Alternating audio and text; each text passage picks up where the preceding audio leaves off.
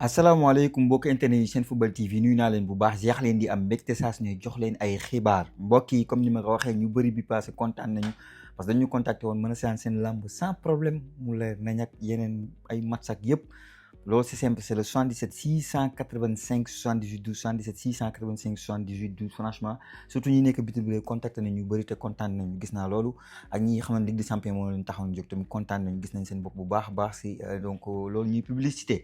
donc gars yi xibaar yi tey dama koy dooree am mbégte loolu dooree que si championnat d'Afrique de football scolaire U15 le Sénégal humilie le Maroc 4-0 et se qualifie pour la finale pour la deuxième finale pour la deuxième fois donc mu nekk lu am solo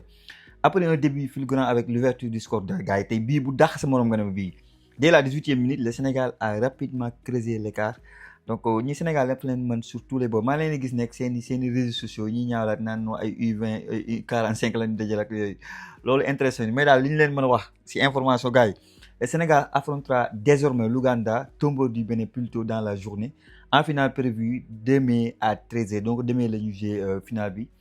avec l'opportunité historique de remporter pour la première fois de ce championnat après une troisième place en 2023 et une finale malheureuse en 2024 face à la Zambie.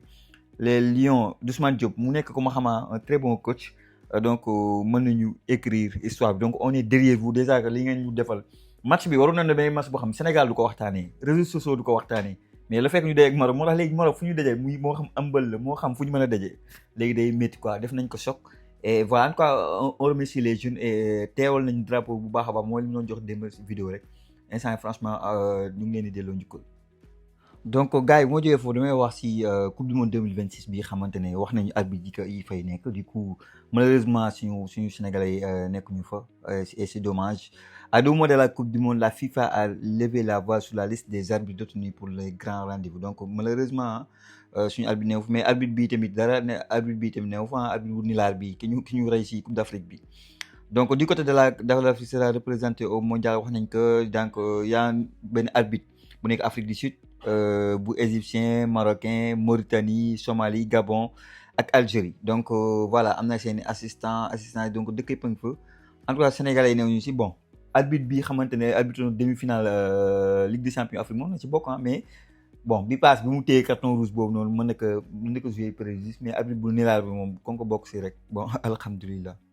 Borom tànk bu neex bi Henri Saivet enfin de retour après nag donc ay mois d'absence ça fait dafa yàgg Henri Saivet est de retour absent des terrains depuis décembre le milieu de terrain figure dans le groupe de Clermont pour la réception de Nancy àjjuma ji nii ce vendredi inchallah donc notre joueur nag voilà le gars il a 35 ans un renfort de taille pour Clermont bi xamante ne dafa nekk di lutter pour bañ a wàcc en deuxième division en troisième division ah xam nga kii lan mooy national absent depuis le mi-décembre pour une blessure au mollet Henri Saivet def na retouram à noter que le gars il a 35 ans et tout donc pour dooleel donc les Massamba Ndiaye et Famara Diédhiou donc bonne chance à notre lion borom coup franc yu neex yi xamante ne boo ko laxasee rek nga kontaan Henri Saivet ngay am. comme ni ngeen gisee ci presse bi suñu coach bi Aliou Cissé après mu jógee Libye dem na fële ca Angola ñu koy franchement souhaiter bonne chance au niveau de Angola. Pour man c'est un entraîneur bu am rigueur bu am caractère bu am fulla bu xamante ne je pense que andi na quelque chose du côté de Libye et Libye remercier nañ ko du bon travail bi xamante ne def naa ko moom mii di Aliou Cissé maintenant ñëpp xam nañ ne Angola yi am nañu xaalis ñu ngi investir bu baax a baax ci football il va être là surtout donc au niveau de la Coupe d'Afrique jouer xam nga battre des records donc Aliou Cissé qui a de l'expérience dem Coupe d'Afrique demal Coupe d'Afrique gagné ko aussi donc je pense que mën na soppi lu bëri si seen championnat déjà xool fa ay joueurs yu baax jéem a def dara donc libre tout contrat motivé par surtout les retards de salaire yu bëri dañ ko doon retard nongam xam nga du côté de Libye moo tax donc voilà ñoo ngi koy xaar bu baax a baax qu'est-ce qu'il va faire du côté de Angola en tout cas en tant que Sénégalais on lui souhaite bonne chance. C'est maintenant officiel selon taskatu xibaar bi ñuy naan l'équipe moo ngi xamale ne suñu gaynde bii di donc Arona Sangaté day signer du côté de Séville pour l'année prochaine donc day jeexal saison bi dem Séville je pense que vraie progression la jóge la Havre dem équipe bu mel ni Séville pour un défenseur bu xamante ne sénégalais yëpp dañoo am ci moom yaakaar souvent dañ lay wax mais Mohamed ani Arona Sangaté pourtant défenseur bu baax la mais blessure sur blessure moo ko xaw a yaaxal mais kenn ëpp ko qualité maintenant. Ça sera dur pour lui de revenir en équipe nationale du Sénégal mais il faut le prouver Liga espagnole nag donc pour man visibilité fa la fekk baax seetu la donc pour wane sa talent parce que am na performance yooyu def Séville sénégalais yi paay taxaw ne kii kat war na mérite équipe nationale du Sénégal kii kat war na def retour am comme ni ko Nouvelle Mendy dafay Rayo Vallecano championnat Espagne championnat bu mag la football Le Havre ak football Séville c'est pas la même chose. Séville c'est l'équipe le plus titrée en Europa League et c'est une équipe bu xamante ne ñun ñëpp ko xam ci le football mondial donc Arouna Sangaté kàddu yi nga ko mën a bàyyil mooy saay liggéeyal yokkal cere doole ñeex parce que mooy li may wax secteur défense mooy secteur bi xamante ne du amuñu fa problème noonu donte am na deux joueurs yu xam nañoo am benn âge muy Koulibaly ak Abdoulaye Seck mais y a d'autres jeunes yu fi nekk Nouvelle Mendy Ousmane Diaw keneen ak keneen ak keneen donc bari nañ bari boo xamante ne foog nga def ay performance pour ñu mën la convaincre bonne chance gaynde encore et toujours Pathé Ciss Pathé Ciss homme du match Pathé Ciss en quart de finale Europa League mu defal le match bu rëy ñu dóor 3-0 AEK Athènes donc mu nekk match bu am solo après ñu toogloo ñoom Serif Ndiaye Samu Sport cette fois-ci AEK Athènes premier match déjà à l'aller déjà 3-0 c'est de bonne augure ñu nekk ay prétendants pour jël donc conférence bi donc di day wone encore une fois mag naa Europa League mais c'est plutôt conférence rappelle que affirme son rêve prétendant au titre de Ligue conférence à la fin de saison déjà que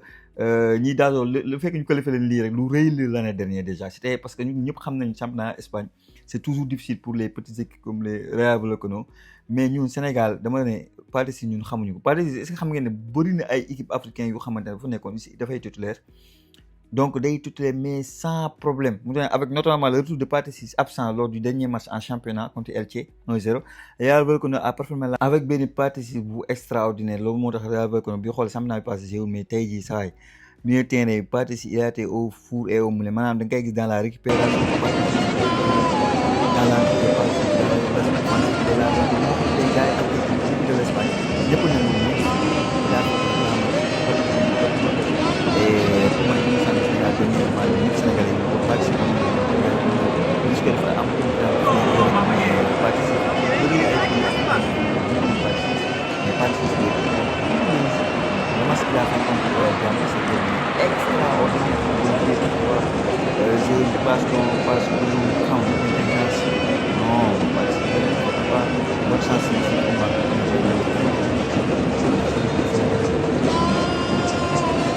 donc dañuy gis ne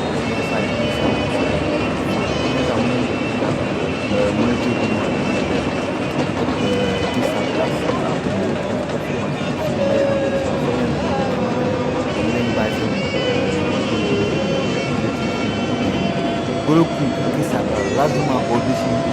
donc de Florian 3-0 quart de finale pour une conférence avec notamment le militaire Ismaël Sarr